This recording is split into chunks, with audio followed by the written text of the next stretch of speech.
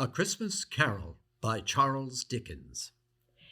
Please allow us, before we commence, to express two wishes. The first is that you will have the kindness, by a great stretch of the imagination, to imagine this a small party assembled to hear a tale told round the Christmas fire. The second, that if you feel disposed as we go along to give expression to any emotion, whether grave or gay, you will do so with the perfect freedom from restraint. Nothing can be so delightful to us on such occasions as the assurance that our hearers accompany us with some of the same pleasure and interest that we shall have in conducting you. And believe me, we cannot desire anything so much as the establishment between us from the very beginning of a perfect, unfettered, cordial, friendly time with this ghost story, A Christmas Carol. Stave 1. Marley's Ghost. Marley was dead to begin with. There is no doubt whatever about that. The register of this burial was signed by the clergyman, the clerk, the undertaker, and the chief mourner. Yes, even Scrooge signed it. Old Marley was dead as a doornail. Scrooge and he were partners for I don't know how many years. Scrooge was his sole executor, his sole administrator, his sole friend, his sole mourner. Scrooge never painted out old Marley's name, however.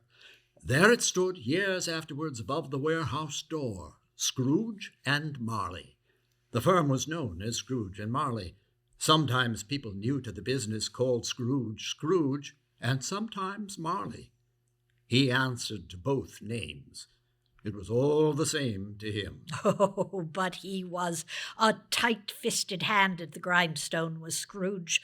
A squeezing, wrenching, grasping, scraping, clutching, covetous old sinner, secret, self-contained, and solitary as an oyster.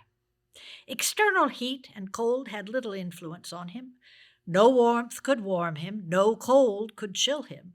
No wind that blew was bitterer than he. No falling snow was more intent upon its purpose. Nobody ever stopped him in the street to say with gladsome looks, "My dear Mr. Scrooge, how are you?" No beggars implored him to bestow a trifle. No children asked him what it was o'clock. No man or woman ever once in all his life inquired the way to such and such a place of Scrooge.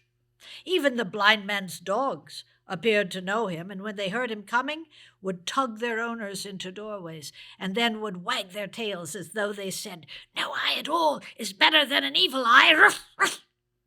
But what did Scrooge care? It was the very thing he liked, to edge his way along the crowded paths of life, warning all human sympathy to keep its distance. Once upon a time, of all the good days in the year, upon a Christmas Eve, old Scrooge sat busy in his counting-house. It was cold, bleak, biting, foggy weather, and the city clocks had only just turned 3, but it was quite dark already. The door of Scrooge's counting-house was open that he might keep his eye upon his clerk, Bob Cratchit, who, in a dismal little cell beyond, was copying letters. Scrooge had a very small fire, but the clerk's fire was so very much smaller that it looked like one coal. But he couldn't replenish it, for Scrooge kept the coal box in his own room. So surely as the clerk came in with the shovel, the master predicted that it would be necessary for them to part. Wherefore the clerk put on his white muffler and tried to warm himself at the candle, in which effort, not being a man of strong imagination, he failed. "A Merry Christmas, Uncle! God save you!" cried a cheerful voice. It was the voice of Scrooge's nephew, Fred. "Bah! Humbug!" "Christmas a humbug, Uncle! You don't mean that, I'm sure." "I do. Out upon Merry Christmas! What's Christmas time to you but a time for paying bills without earning money? A time for finding yourself a year older and not an hour richer?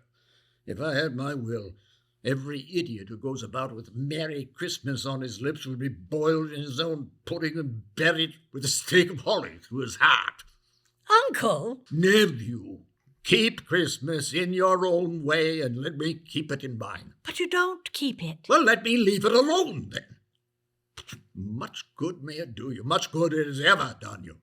There are many things from which I might have derived good, by which I have not profited. I dare say Christmas among them. But I have always thought of Christmas time as a good time, a kind, forgiving, charitable, pleasant time. The only time I know of in the long calendar of the year when men and women seem by one consent to open their shut-up hearts freely and to think of other people as if they really were fellow travelers to the grave and not another race of creatures bound on other journeys.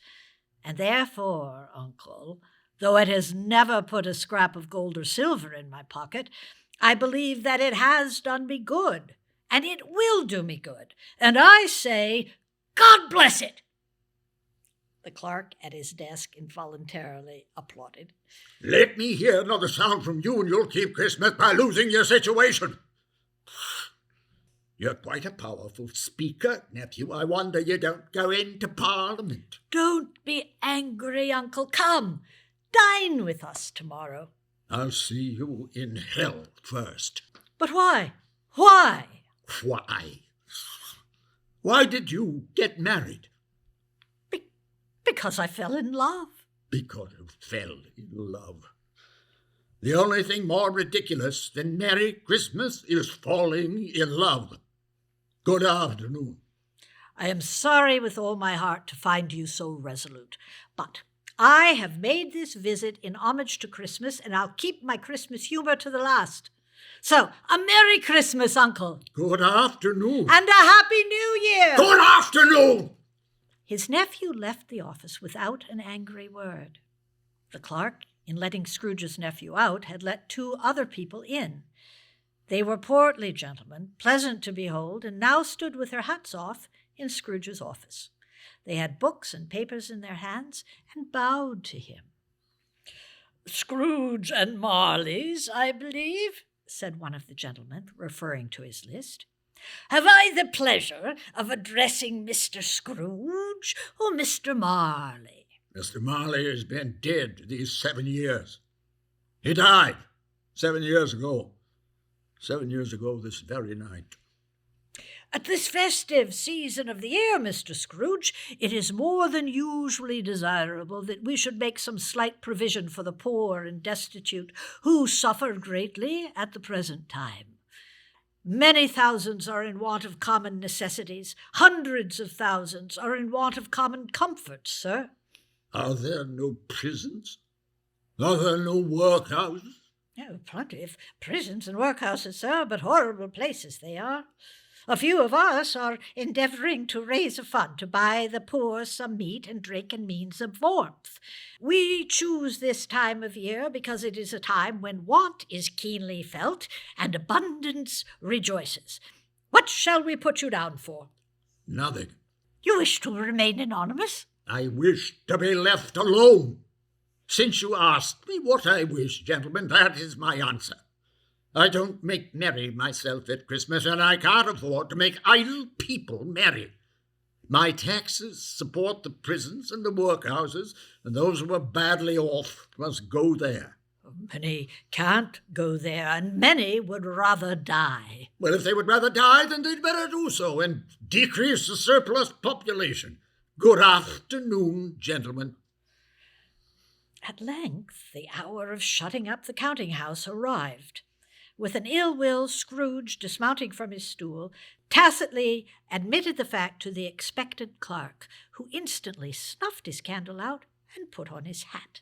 You'll want all day tomorrow, I suppose. If quite convenient, sir. It's not convenient, and it's not fair. If I was to charge you half-crown for it, you'd think yourself ill-used, wouldn't you? Yes, sir. And yet you don't think me ill-used when I pay a day's wages for no work. It's only once a year, sir. A poor excuse for picking a man's pocket every December 25th. Well, I suppose you must. But be here all the earlier next morning. The clerk promised that he would, and Scrooge walked out. The office was closed in a twinkling, and the clerk, with the long ends of his white muffler dangling below his waist, for he had no coat, ran home as fast as he could to play at blind man's buff with his family. Scrooge took his usual melancholy dinner at his usual melancholy tavern, and having read the newspapers and beguiled the rest of the evening with his banker's book, then went home to bed. He lived in chambers which had once belonged to his deceased partner. They were a gloomy suite of rooms in a lowering pile of building up a yard.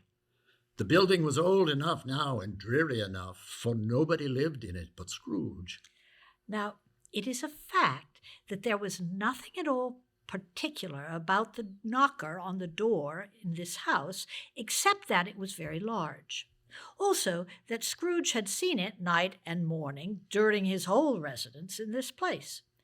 And yet, Scrooge, having his key in the lock of the door, saw in the knocker not a knocker, but Marley's face, with a dismal light about it, like a bad lobster in a dark cellar. It was not angry or ferocious, but it looked at Scrooge as Marley used to look, with ghostly spectacles turned up upon its ghostly forehead. As Scrooge looked fixedly at this phenomenon, it was a knocker again. "Pooh," he said, "pooh," and closed the door with a bang. The sound echoed through the house like thunder, but Scrooge was not a man to be frightened by echoes. He fastened the door and walked across the hall and up the stairs, slowly trimming his candle as he went. Up Scrooge went, not caring a button for it being very dark. Darkness is cheap, and so Scrooge liked it. But before he shut his heavy door, he walked through his rooms to see that all was right. He had just enough recollection of the face in the knocker to desire to do that. Sitting room, bedroom, all as they should be. Nobody under the table. Nobody under the sofa. Nobody under the bed. Nobody in the closet. Nobody in my dressing gown, which was hanging up in a suspicious attitude against the wall. Quite satisfied, he closed his door and locked himself in. Double locked himself in, which was not his custom.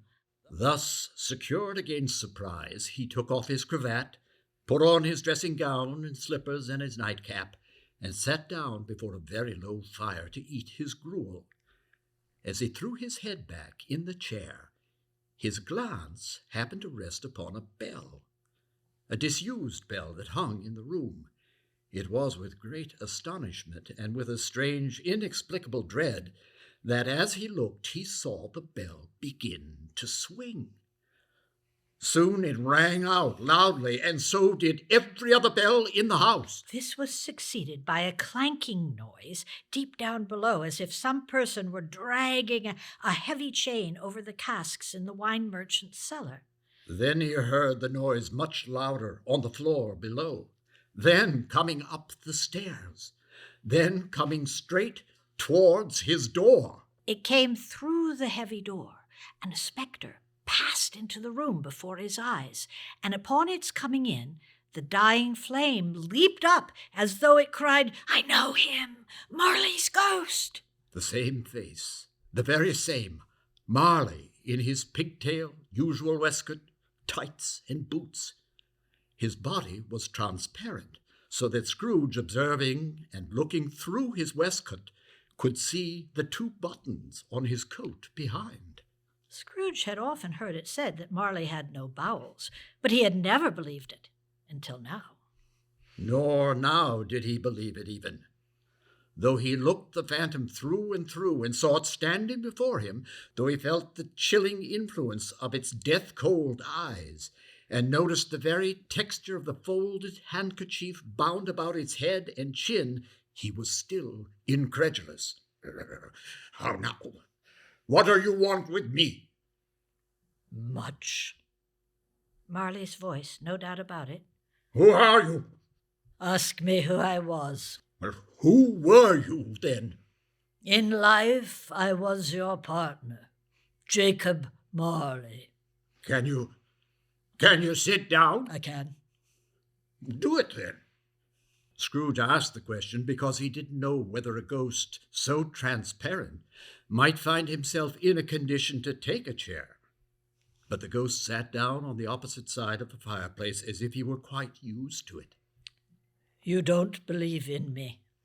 I don't. What evidence would you have of my reality beyond that of your senses? I don't know. Why do you doubt your senses? Because little things affect them. A slight disorder of the stomach can deceive them. You might be an undigested bit of beef, or a blot of mustard, a crumb of cheese, a fragment of an underdone potato. There's more gravy than grave about you, whatever you are. Scrooge was not in the habit of cracking jokes. The truth is that he tried to be smart as a means of distracting his own attention and keeping down his horror. But how much greater was his horror when the phantom took off the kerchief round its head and its lower jaw dropped down upon its breast. Mercy! Dreadful apparition! Why do you trouble me?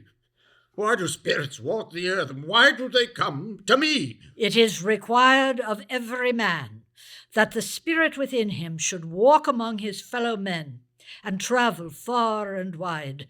And if that spirit goes not forth in life, it is condemned to do so after death. These 7 years I cannot rest, I cannot stay, I cannot linger anywhere. Mark me! In my life, my spirit never roved beyond the narrow limits of our money-changing hole. Now, weary journeys lie before me. 7 years? And traveling all the time? You might have gotten over a great quantity of ground in 7 years. Oh, blind man! Blind man, not to know that any spirit working kindly in its little sphere, whatever it may be, will find its mortal life too short for its vast means of usefulness. Not to know that no space of regret can make amend for one's life opportunities misused. Such was I. Oh, such was I. But you were always a good man of business, Jacob. Business. Mankind was my business. The common welfare was my business. Charity, mercy, forbearance, benevolence were all my business. The dealings of my trade were but a drop of water in the comprehensive ocean of my business. Hear me. My time is nearly gone. I will.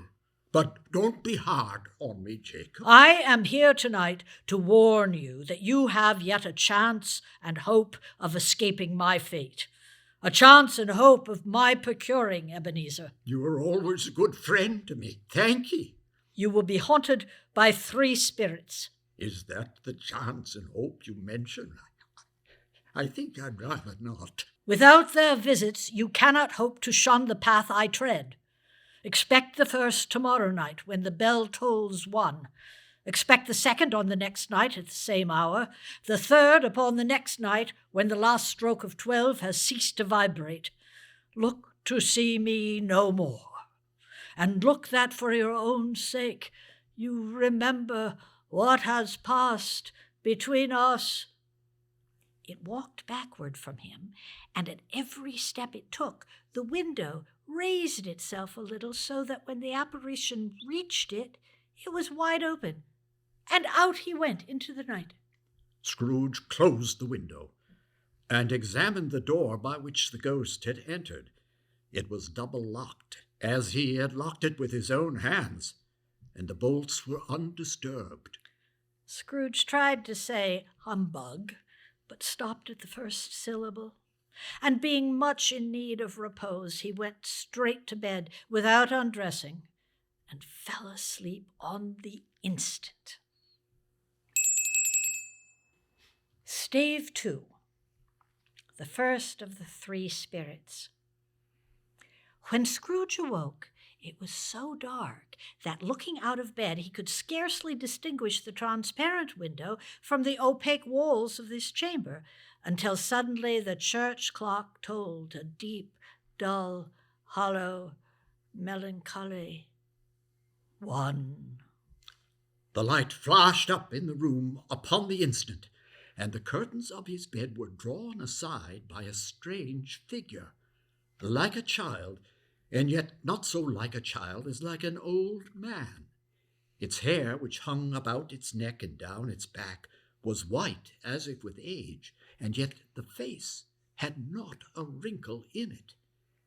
It held a branch of fresh green holly in its hand, and in singular contradiction to that wintry emblem, its dress was trimmed with summer flowers.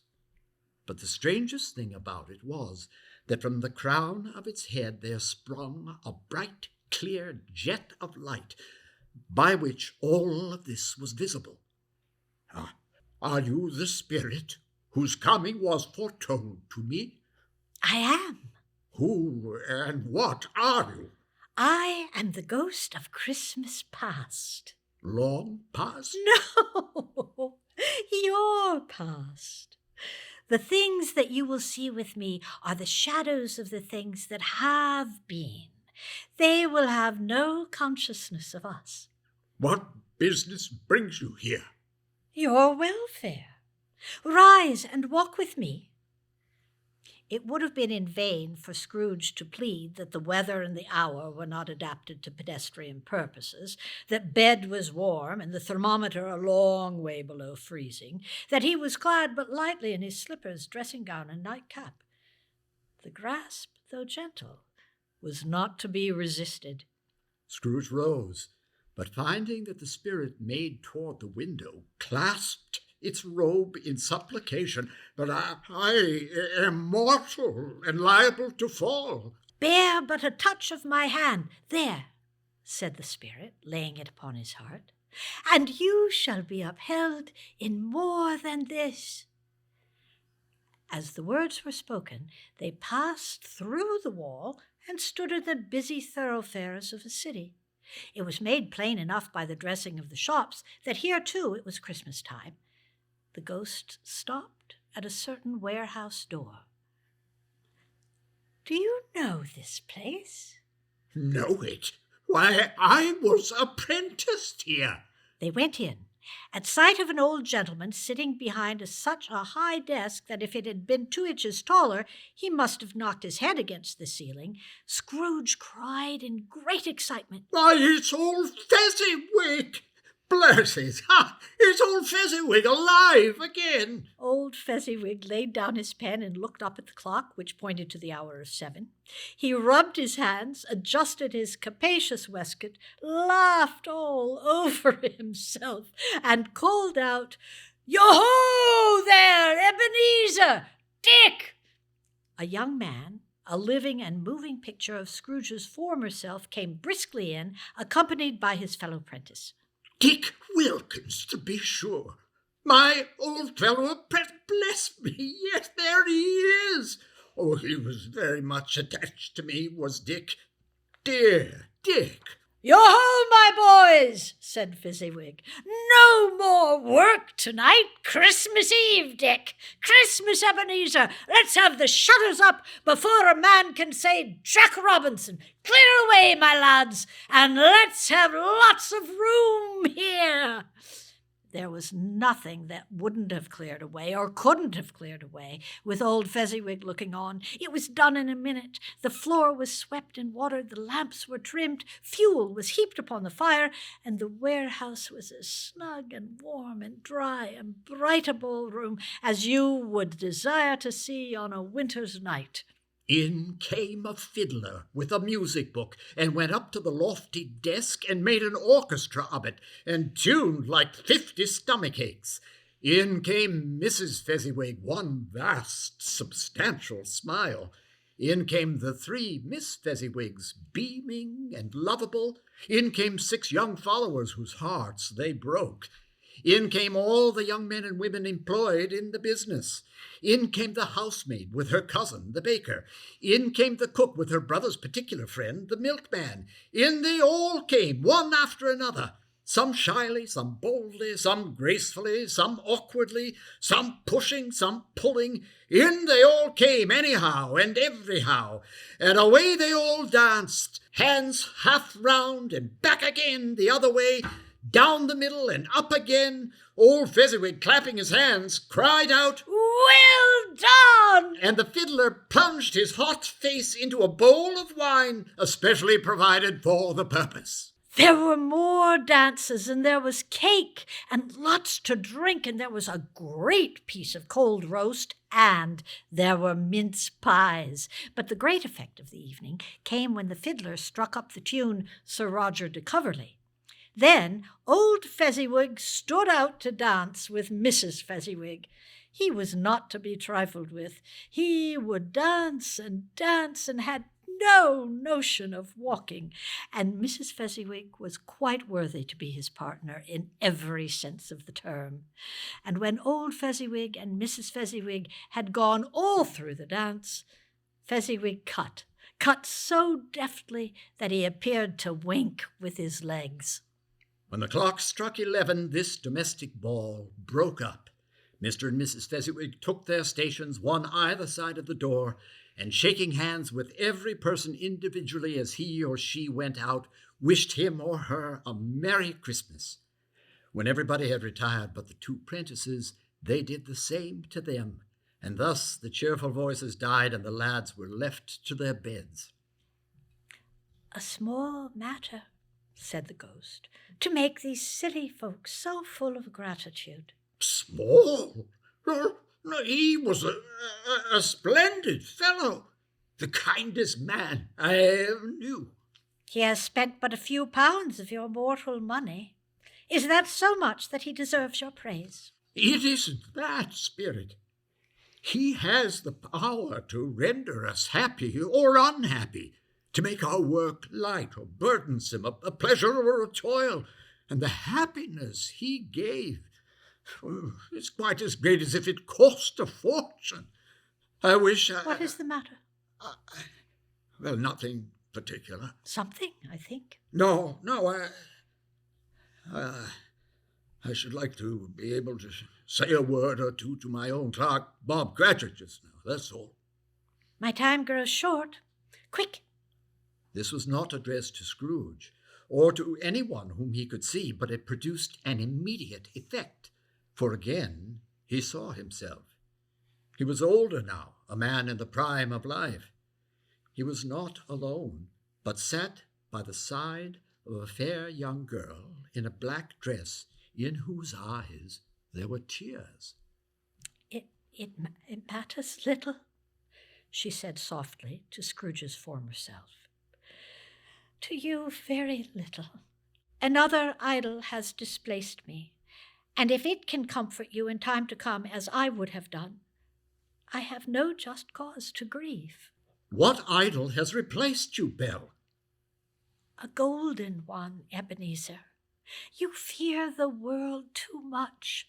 I have seen your nobler aspirations, your nobler passions fall off one by one until the master passion, greed, consumes you." Well, what then? Even if I've grown so much wiser, what then? I am not changed towards you. Have I ever sought release from our engagement? In words, no, never. Well, in what then? In a changed nature, in an altered spirit. If you were free today, can I believe you would choose a girl without a dowry? I cannot. And I release you with a full heart for the love of him you once were. Spirit, remove me from this place. I told you these were shadows of the things that have been. They are what they are. Do not blame me. Remove me. I cannot bear it. Leave me, take me back. Haunt me no longer. As he struggled with the spirit, he was conscious of being exhausted and overcome by an irresistible drowsiness, and further, of being in his own bedroom. He had barely time to reel to bed before he sank into a deep, heavy sleep.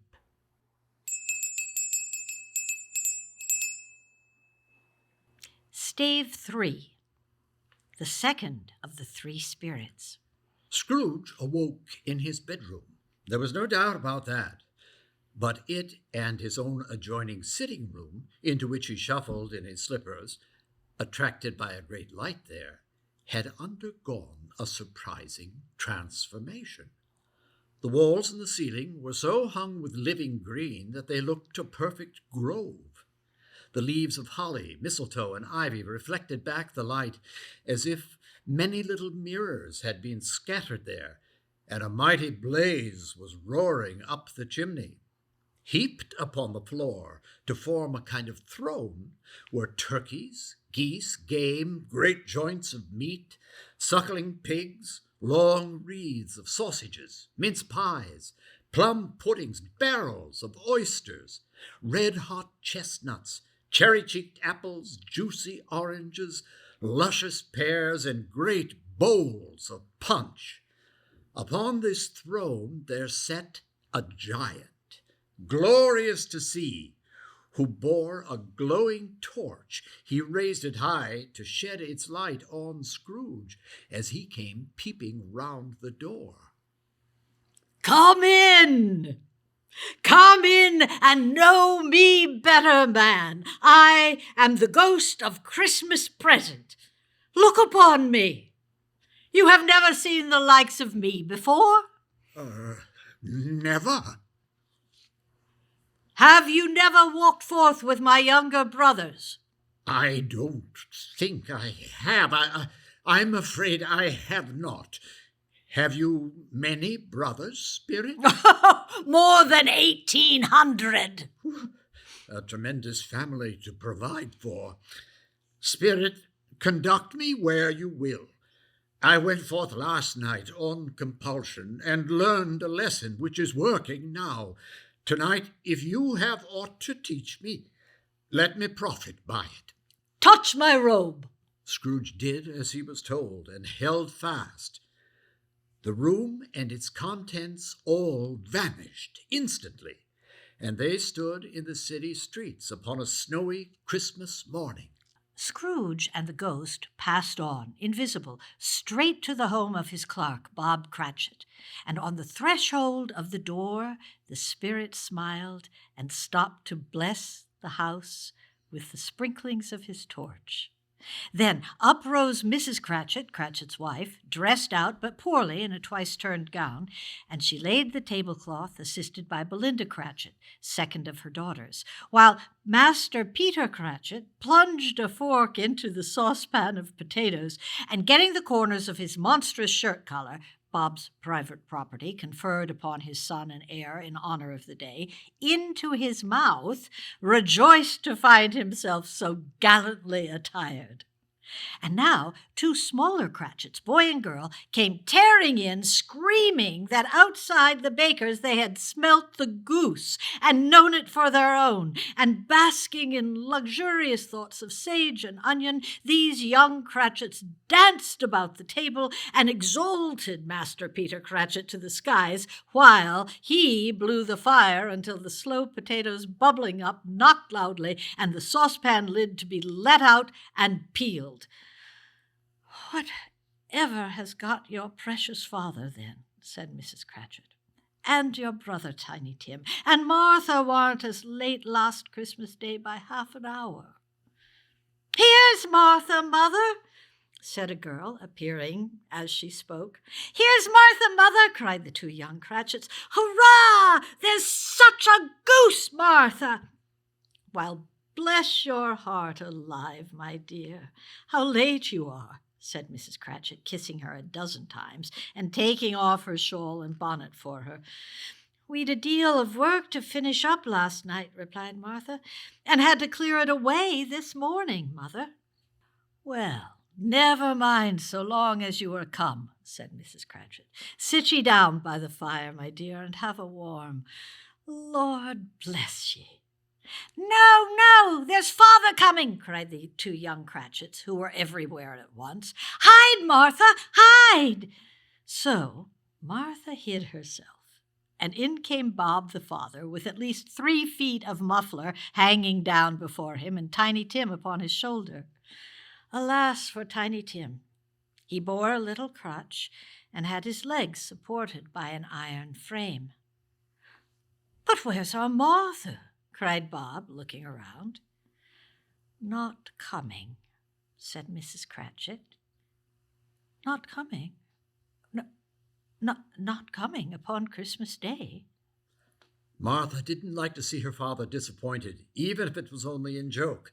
So she came out prematurely from behind the closet door and ran into his arms, while the two young Cratchits hustled Tiny Tim and bore him off to the wash-house that he might hear the pudding singing in the copper. "And how did Tim behave?" asked Mrs. Cratchit. "As good as gold," said Bob, "and better. Somehow he gets thoughtful, sitting by himself so much, and thinks the strangest things you ever heard. He told me, coming home, that he hoped the people saw him in the church because he was crippled, and it might be pleasant to them to remember upon Christmas Day who made lame beggars walk and blind men see." Bob's voice was tremulous when he told them this, and trembled more when he said that Tiny Tim was growing strong and hearty. His active little crutch was heard upon the floor, and back came Tiny Tim before another word was spoken, escorted by his brother and sister to his stool beside the fire. And while Bob compounded some hot mixture in a jug with gin and lemons and stirred it round and put it on the hob to simmer, Master Peter and the two ubiquitous young Cratchits went to fetch the goose, with which they soon returned in high procession. Mrs. Cratchit made the gravy hissing hot. Master Peter mashed the potatoes with incredible vigor. Miss Belinda sweetened up the applesauce. Martha dusted the hot plates. Bob took Tiny Tim beside him in a tiny corner of the table, and the two youngest Cratchits set chairs for everybody, not forgetting themselves. At last the dishes were set, and grace was said. It was succeeded by a breathless pause, as Mrs. Cratchit, looking slowly along the carving knife, prepared to plunge it into the breast of the goose. But when she did, and when the long-expected gush of stuffing issued forth, one murmur of delight arose around the board, and even Tiny Tim beat upon the table with the handle of his knife and cried, "Hurrah!" There never was such a goose. Its tenderness and flavor and size were the themes of universal admiration. Eked out by applesauce and mashed potatoes, it was a sufficient dinner for the whole family. Everyone had enough, and the youngest Cratchits in particular were steeped in sage and onion to the eyebrows. But now Mrs. Cratchit left the room alone to take up the pudding and bring it out. Suppose it should not be done enough. Suppose it should break in the turning out. Suppose somebody should have got over the wall of the backyard and stolen it while they were making merry with the goose. All sorts of horrors were supposed. Hello! A great deal of steam. The pudding was out of the copper. A smell like a washing day, that was the cloth. A smell like an eating house and a pastry cook's next door to each other with a laundress's next to that. That was the pudding. Like a speckled cannonball, so hard and firm, blazing in ignited brandy, with a sprig of Christmas holly stuck into the top. "Oh, a wonderful pudding," Bob Cratchit said. "It's the greatest pudding since last Christmas." Mrs. Cratchit laughed and said that now the weight was off her mind, she would confess she had had her doubts about the quantity of flour. Everybody had something to say about it, but nobody said or thought it was at all a small pudding for such a large family. At last the dinner was all done, the cloth was cleared, the hearth swept away, and the fire made up. The compound in the jug being tasted and considered perfect, apples and oranges were put upon the table and a shovelful of chestnuts on the fire. Then all the Cratchit family drew round the hearth in what Bob called a circle. At Bob's elbow stood the family display of glass, 2 tumblers, and a custard cup without a handle. These held the hot stuff from the jug. Bob served it out with beaming looks, while the chestnuts on the fire sputtered and crackled noisily. Then Bob proposed, "A Merry Christmas to us all, my dears. God bless us." Which all the family re-echoed. "God bless us, every one," said Tiny Tim, last of all. He sat very close to his father's side upon his little stool. Bob held his withered little hand in his, as he loved the child, and wished to keep him by his side, and dreaded that he might be taken from him. "Mr. Scrooge," said Bob. "I'll give you Mr. Scrooge, the founder of the feast." Scrooge raised his head speedily on hearing his own name. "The founder of the feast, indeed," cried Mrs. Cratchit, reddening. "I wish I had him here. I'd give him a piece of my mind to feast upon, and I hope he'd have a good appetite for it." "My dear," said Bob, "the children. Christmas Day." "Why, on Christmas Day," asked she, "would one drink the health of such an odious, stingy, hard, unfeeling man as Mr. Scrooge? You know he is, Robert. Nobody knows it any better than you do, poor fellow." "My dear," was Bob's mild answer, "kind, forgiving Christmas Day." "Well, I'll drink his health for your sake, and the day's, not for his. Long life to him. A Merry Christmas. And a Happy New Year." They were not a handsome family. They were not well dressed. Their shoes were far from being waterproof. Their clothes were scanty, and Peter might have known, and very likely did, the inside of a pawnbroker's. But they were happy, grateful, pleased with one another, and contented with the time. And when they faded and looked happier yet in the bright sparkling of the spirit's torch at parting, Scrooge had his eye upon them, especially on Tiny Tim, until the last. It was a great surprise to Scrooge, as the scene vanished, to hear a hearty laugh. It was a much greater surprise to Scrooge to recognize it as his own nephew's, and to find himself in a bright, dry, gleaming room with the spirit standing, smiling by his side, and looking at that same nephew.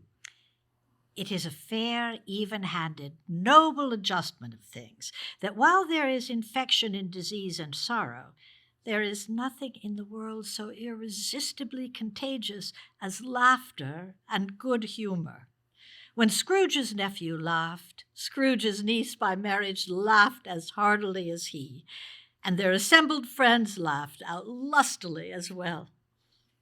"He said that Christmas was a humbug, as I live," cried Scrooge's nephew. He believed it, too." "More shame for him, Fred," said Scrooge's niece indignantly. She was very pretty, with a dimpled, surprised-looking, capital face, a bright little mouth, and all kinds of good little dots about her chin that melted into one another when she laughed, and the sunniest pairs of eyes you ever saw in any creature's head. "He's a comical fellow," said Scrooge's nephew. "That's the truth, and not so pleasant as he might be. However, his offenses carry their own punishment, and I have nothing to say against him. Who suffers by his ill whims? Himself always.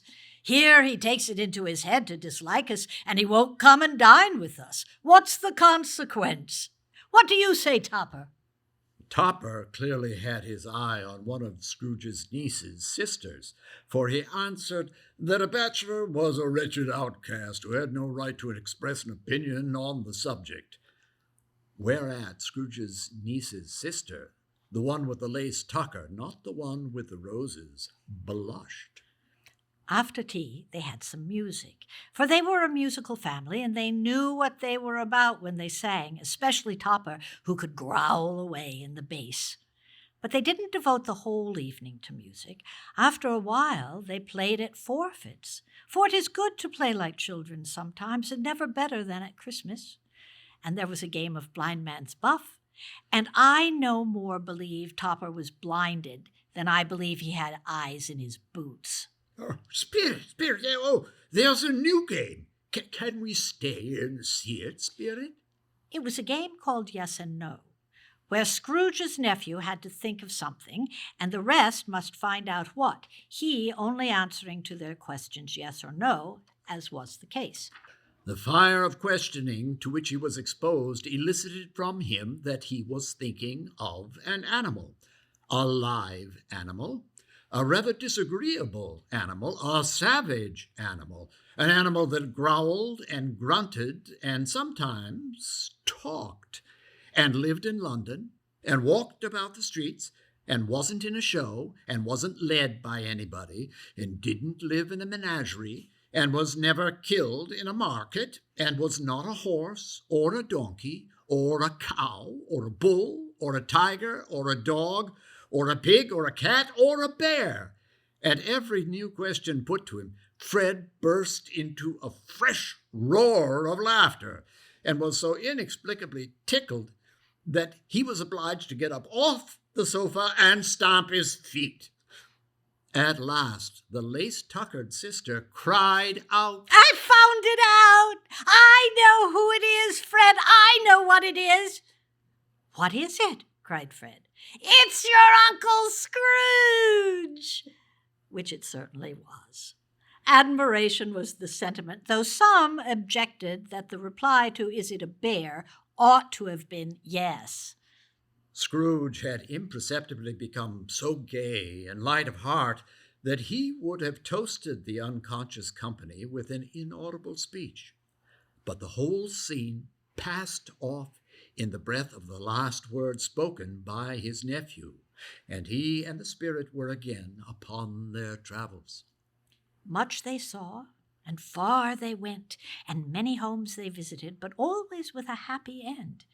The spirit stood beside sick beds, and they were cheerful, on foreign lands, and they were close at home, by struggling men and women, and they were patient in their greater hope, by poverty, and it was rich. In almshouse, hospital, and jail, in misery's every refuge, where vain man in his little brief authority had not made fast the door and barred the spirit out, he left his blessing and taught Scrooge his precepts. Forgive me if I'm not justified in what I ask, said Scrooge, looking intently at the spirit's robe. But I see something strange, and not belonging to yourself, protruding from your skirts. Is it a foot or a claw? It might be a claw, for all the flesh there is upon it, was the spirit's sorrowful reply. Look here! From the foldings of its robe, it brought 2 children, a boy and a girl, both wretched, abject, frightful, hideous, and miserable. They knelt down at its feet and clung upon the outsides of its garment. Oh, man, look here! Look, down here! Where a graceful youth should have filled their features out and touched them with its freshest tints, a stale and shriveled hand like that of age has pinched and twisted them and pulled them into shreds. Where angels might have sat enthroned, devils lurked and glared out menacing. No change, no degradation, no perversion of humanity has monsters half so horrible and dread. Spirit, are they yours? They are man's, said the spirit, looking down upon them. This boy is ignorance. This girl is wont. Beware them both, and all of their degree. But most of all, beware this boy, for on his brow is written doom, unless the writing is erased. Have they no refuge, no resources? Are there no prisons? Said the spirit, turning on him for the last time with his own words. Are there no workhouses? Suddenly, as they stood together in an open place, the bell struck 12. Scrooge looked about him for the ghost, but saw it no more. As the last stroke ceased to vibrate, he remembered the prediction of old Jacob Marley, and lifting up his eyes he beheld a solemn phantom, draped and hooded, coming like a mist across the ground toward him.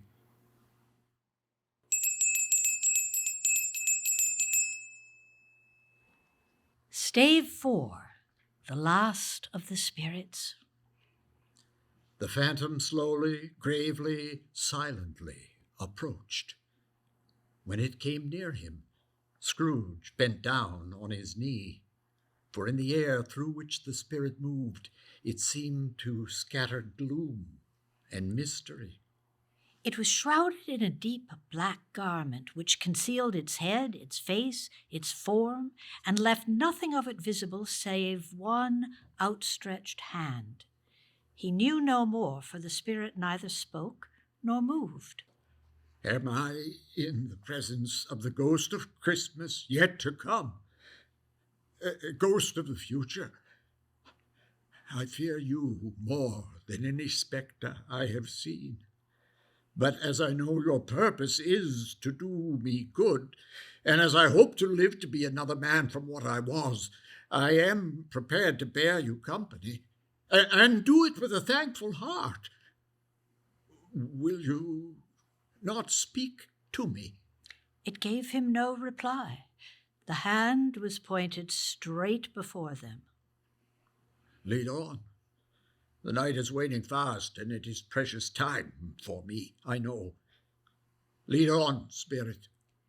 They scarcely seemed to enter the city, for the city rather seemed to spring up about them. But there they were, in the heart of it.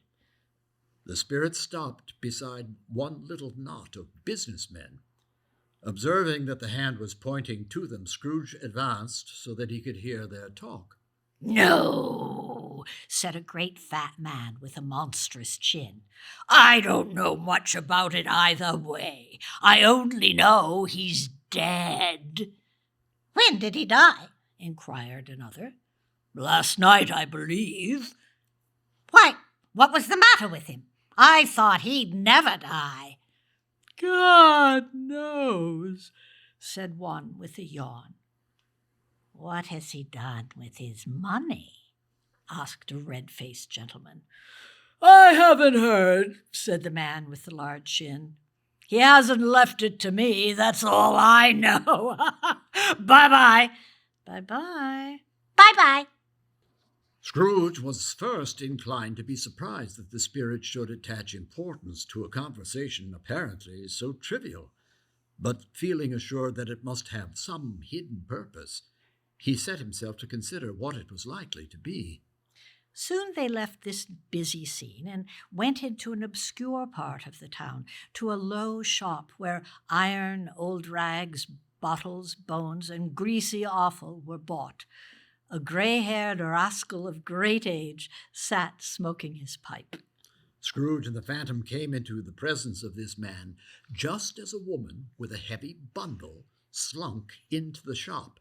But she'd scarcely entered when another woman, similarly laden, came in too, and she was closely followed by a man in faded black. After a short period of blank astonishment, in which the old man with the pipe joined them, they all three burst into laughter. Let me, the charwoman, be the first, cried she who had entered first. Let the laundress be the second, and let the undertaker's man be the third. Look here, old Joe, here's a chance, if we haven't all three met here without meaning it. Old Joe exclaimed, "Well, you couldn't have met in a better place, darlings. What have you got to sell? What have you got to sell?" "Half a minute's patience, Joe, and you shall see," complained Mrs. Dilber. "What odds, then?" questioned Mrs. Filch. "Every person has a right to take care of themselves. He always did. Is the worse for the loss of a few things like these? Not a dead man, I suppose." "No, indeed," agreed Mrs. Dilber. "If he wanted to keep him after he was dead, the wicked old screw, then why wasn't he natural in his lifetime? If he had been, he'd have had somebody to look after him when he was struck with death, instead of lying gasping out the last there alone, by himself." "It's the truest word that was ever spoke. It's a judgment on him." "Open that bundle, old Joe, and let me know the value of it. Speak out plain. I'm not afraid to be the first, nor afraid for them to see it." Joe went down on his knees for the greater convenience of opening the bundle and dragged out a large and heavy roll of some dark stuff. "Hey, what do you call this?" "Bed curtains." "Oh, bed curtain." Don't drop that oil upon the blankets now. "His blankets?" Whose else do you think? He isn't likely to take cold without 'em." "And his shirt. You may look through it till your eyes ache, but you won't find an hole in it. It's the best he had, and a fine one, too. They'd have wasted it by dressing him up in it, if it hadn't been for me." Scrooge listened to this dialogue in horror.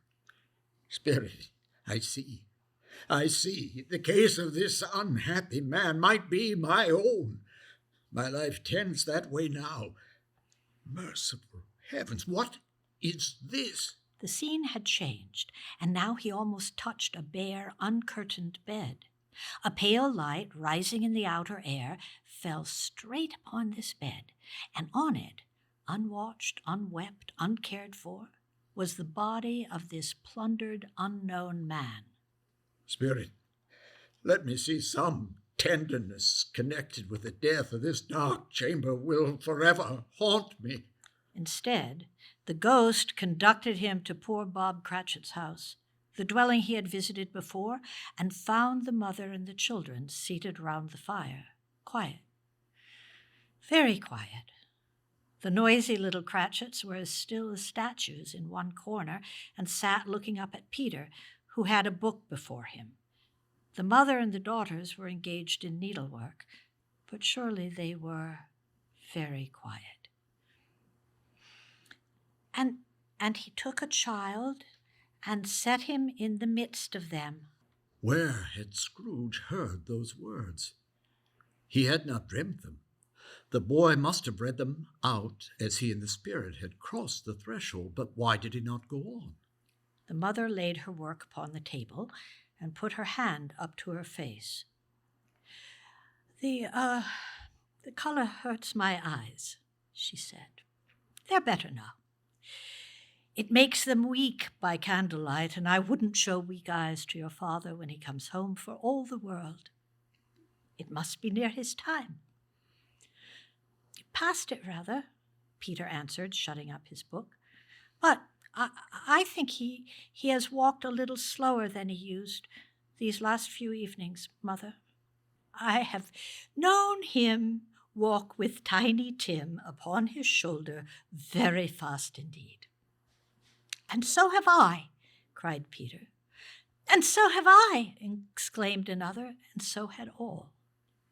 But he was very light to carry, and his father loved him so that it was no trouble at all. "Ah, there is your father at the door." She hurried out to meet him, and Bob, in his muffler, he had need of it, poor fellow, came in. His tea was ready for him, and they all tried who should help him to it most. Then the two young Cratchits got upon his knees and laid each child a little cheek against his face and said, "Don't mind it, Father.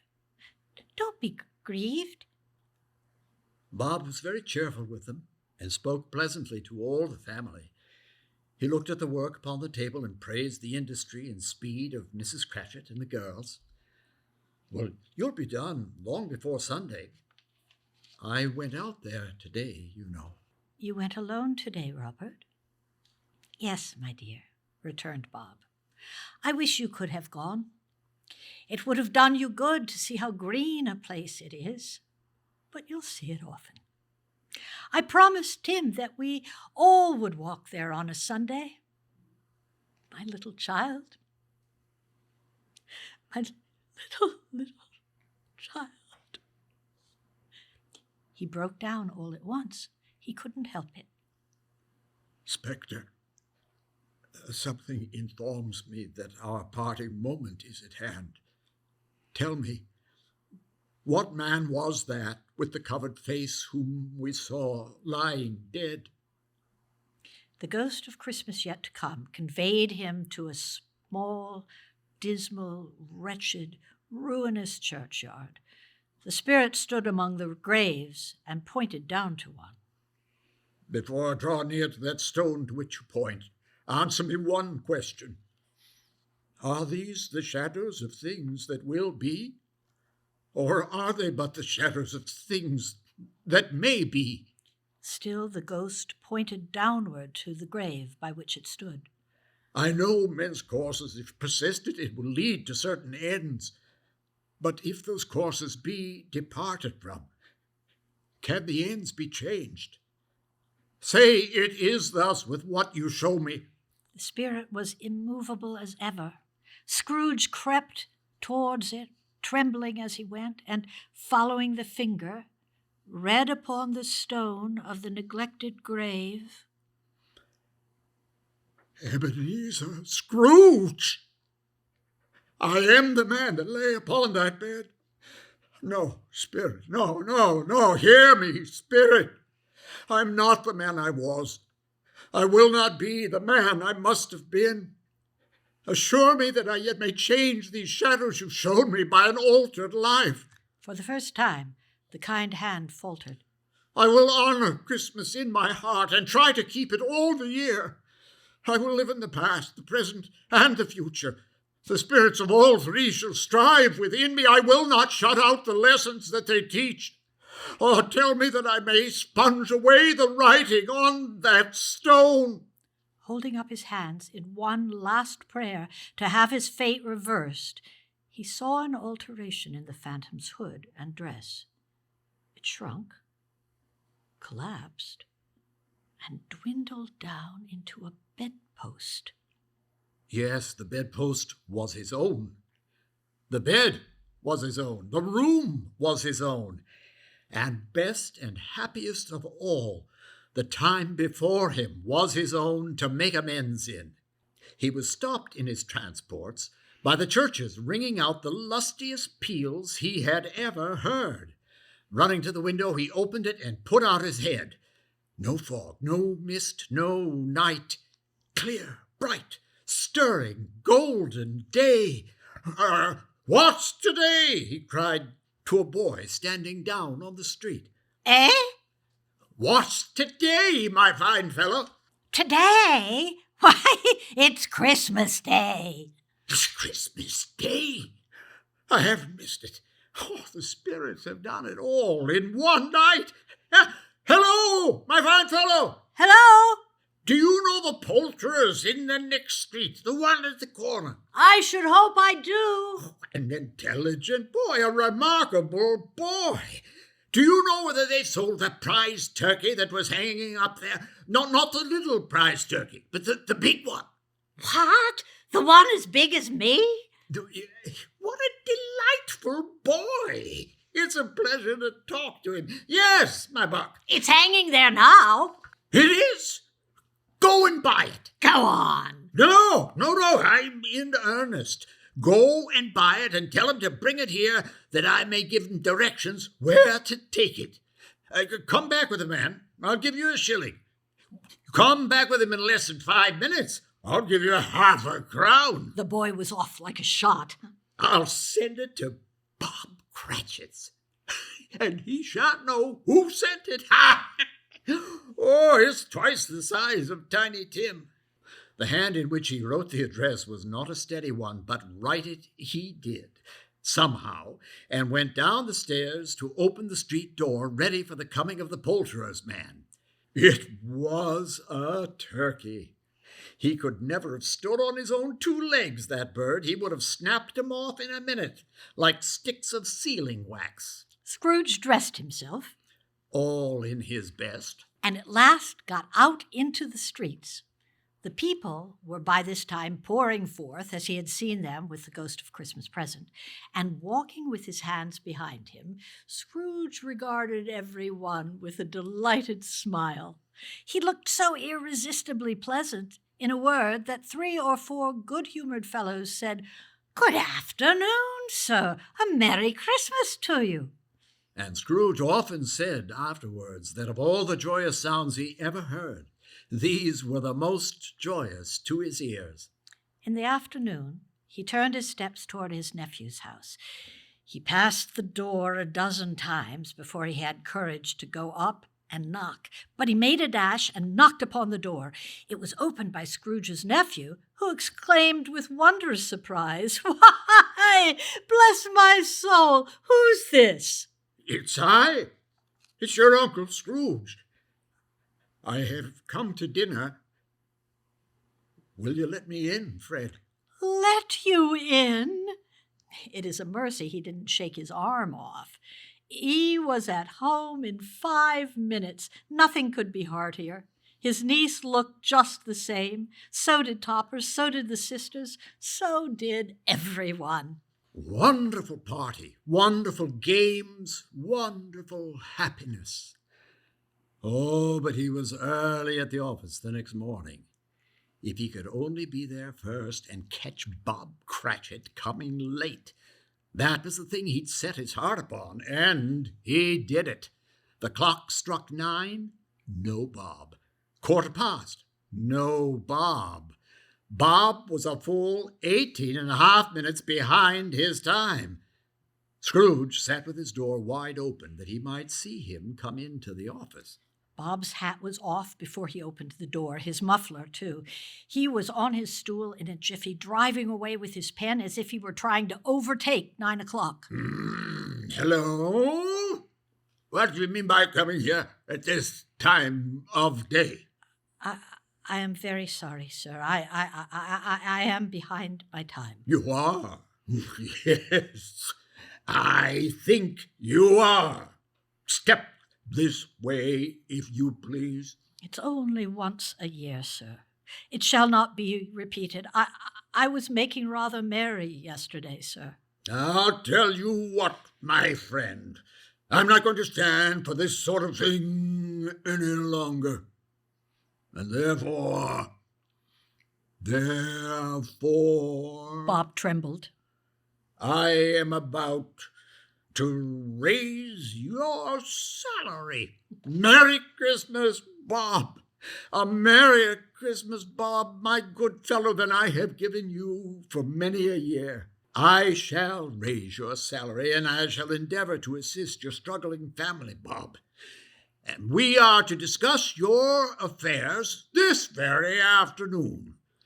But now, make up the fires, and buy yourself another scuttle of coal before you dot another I, Bob Cratchit. Scrooge was better than his word. He did it all and infinitely more. And to Tiny Tim, who did not die, he was a second father. He became as good a friend, as good a master, and as good a man as the good old city knew, or any other good old city in the good old world.